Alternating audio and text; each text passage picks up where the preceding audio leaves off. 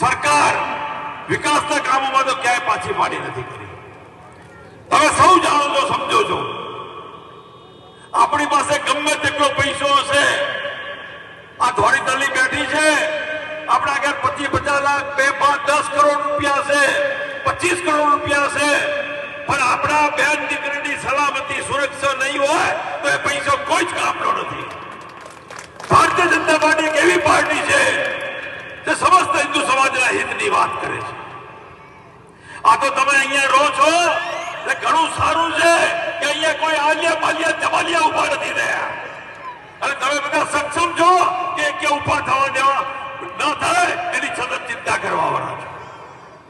જ્યાં દરિયાપુર, કારોપુર, પાલનપુર આવો, ડીસા આવો, સાહેબ એ લોકોનું ચાલે આપણને જીવવા નથી, આપણી બેન દીકરીને બહાર નીકળવા નથી.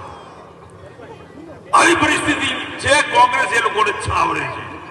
હું ડંકાની ચોટ ઉપર કહું છું કે કોંગ્રેસને એમના વોટની જરૂર છે, આપણા હિન્દુ સમાજના વોટની જરૂર નથી. આપણે સૌએ સમજવાની જરૂર છે.